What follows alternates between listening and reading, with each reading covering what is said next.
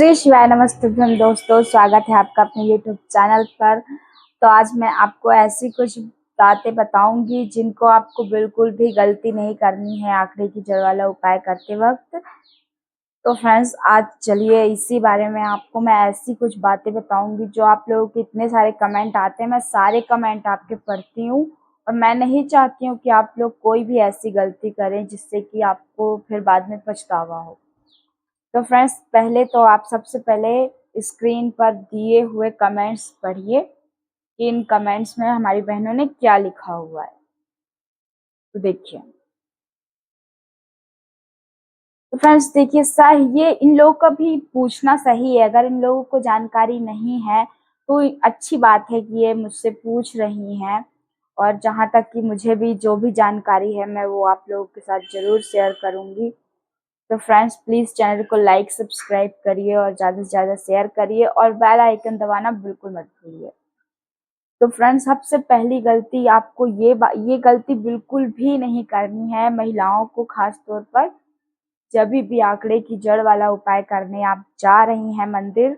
तो उसके लिए आपको सबसे पहले चेक करना है कि पीरियड्स के बाद आपको ब्लीडिंग है तो नहीं, क्योंकि अगर जरा सी भी ब्लीडिंग आपको होगी और आप जाके मंदिर में शिव जी को छू देंगी तो आपको पाप पड़ेगा।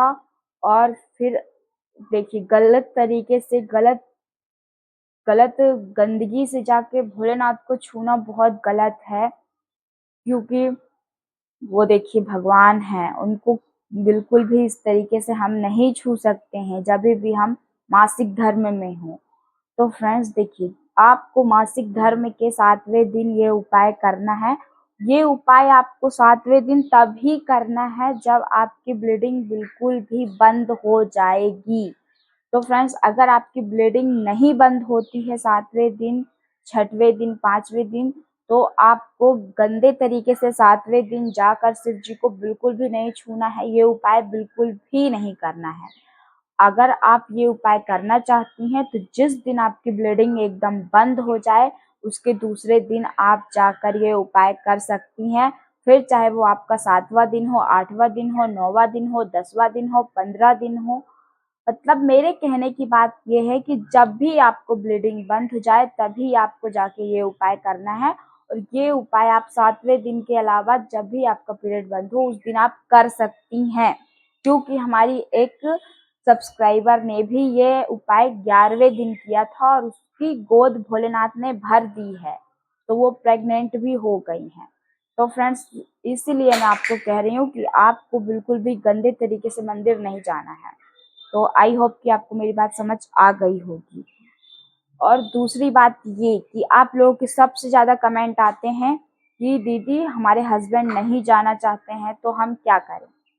तो देखिए, आपके हस्बैंड को आपके साथ जरूर मंदिर जाना चाहिए, जरूर आंकड़े की जड़ लेने जाना चाहिए, क्योंकि देखिए आप सब भी इतने नादान और अनजान तो बिल्कुल नहीं है। क्यों, आप भी ये बात जानते होंगे कि बिना हस्बैंड के एक औरत बिना पति के तो बच्चा नहीं कर सकती है ना। तो भाई, बच्चा अगर आपको चाहिए तो हस्बैंड वाइफ दोनों के उससे ही होगा ना। तो इसलिए आपको जब आप बच्चा आप दोनों को चाहिए तो पूजा पाठ उपाय भी तो आप दोनों को ही करना पड़ेगा।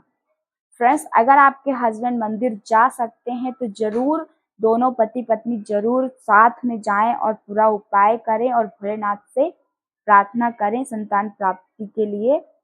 और अगर बहुत ज़्यादा मजबूरी है जिन महिलाओं की जिनके हस्बैंड बिल्कुल भी उनकी बात नहीं समझते हैं, क्योंकि मैं जानती हूँ बहुत से हस्बैंड आज की दुनिया में भी ऐसे हैं कि जो अपनी पत्नी को बिल्कुल भी इज्जत सम्मान नहीं देते हैं और उनकी कोई भी बात को नहीं मानते हैं, और अपनी फैमिली और दूसरों के साथ साथ मिलके वो भी अपनी पत्नी को टॉर्चर करते हैं और अपनी पत्नी को उल्टा सीधा बोलते हैं।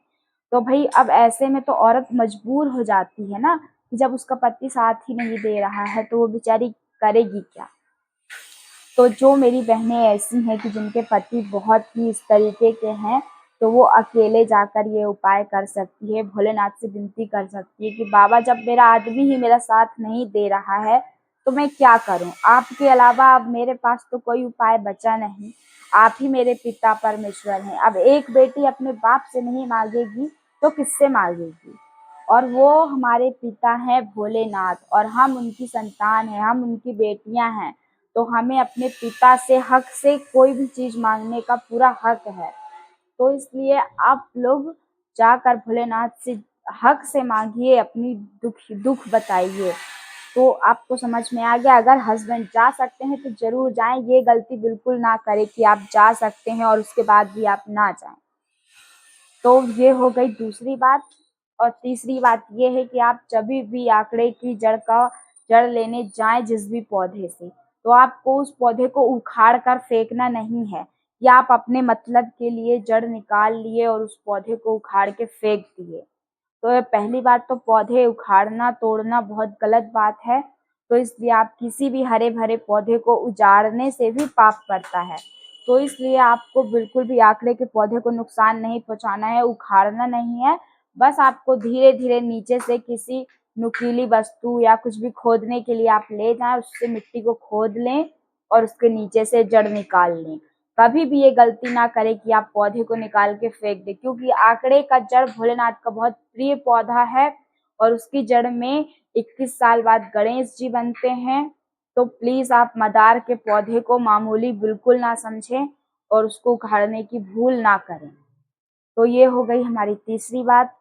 और अब फोर्थ बात ये है कि अगर आप ये उपाय कर रहे हैं तो इसके बारे में सिर्फ आपको, पति पत्नी दोनों को, सिर्फ अपने तक रखना है, किसी और को नहीं बताना है। जब तक आपका उपाय पूरा फलित नहीं हो जाता, जब तक आपकी प्रेगनेंसी 3-4 महीने की नहीं हो जाती, तब तक आपको किसी को भी ये बात बिल्कुल भी नहीं बतानी है। तो ये हो गई चौथी बात। और पांचवी बात ये है कि सबसे जरूरी बात यह है कि जब भी आप कोई उपाय कर रहे हैं तो उसके लिए आपको उस उपाय के प्रति श्रद्धा, विश्वास, भक्ति होनी बहुत जरूरी है। क्योंकि आप ऐसे ही उठ के चले गए, उपाय कर लिए और उसके लिए आपके मन में श्रद्धा भक्ति नहीं है, तो वो उपाय कभी फलित नहीं हो सकता है। तो दोस्तों, जब भी आप ये आंकड़े की जड़ वाला उपाय करते हैं तो उसके बाद ऐसा नहीं है कि बस आज आप गए और आपने उपाय किया और उसके बाद आपने ना भोलेनाथ की पूजा की, ना अर्चना की, ना उनका नाम लिया। तो देखिए, अगर आप उपाय कर रहे हैं तो कहीं ना कहीं आप भोलेनाथ से जुड़ रहे हैं और आप चाहते हैं कि भोलेनाथ आपकी विनती सुने। तो ऐसा नहीं है, एक दिन में कभी भी भोलेनाथ नहीं सुनते हैं, क्योंकि ऐसा कोई भी इंसान नहीं है कि आपने एक बार उससे कहा और वो आपके पीछे दौड़ा दौड़ा चला आएगा। क्योंकि वो, तो देखिए, जब हम किसी इंसान से कोई काम कराना चाहते हैं तो 4 बार हम उसके पास जाते हैं, तो वो तो भगवान है। तो ऐसा नहीं करना है आपको कि बस आप उपाय कर लिए और बस शांति से बैठ गए कि बस अब हमें प्रेगनेंसी हो जाएगी। तो ऐसा नहीं करना है। आप हो सके तो डेली मंदिर जाइए, ना हो सके तो हर सोमवार का नियम बनाइए कि हम हर सोमवार को मंदिर जाएंगे। या फिर आप हर सोमवार को मंदिर जाइए, अपने मन में श्री शिवाय नमस्तुभ्यम का जाप करिए। क्योंकि ऐसा नहीं है, हम खाना बनाते टाइम, कुछ भी काम करते टाइम भी खाली रहते हैं, उस टाइम भी हम मन मन में तो अपने भोलेनाथ का नाम ले सकते हैं, ये श्री शिवाय नमस्तुभ्यम का मंत्र जाप कर सकते हैं।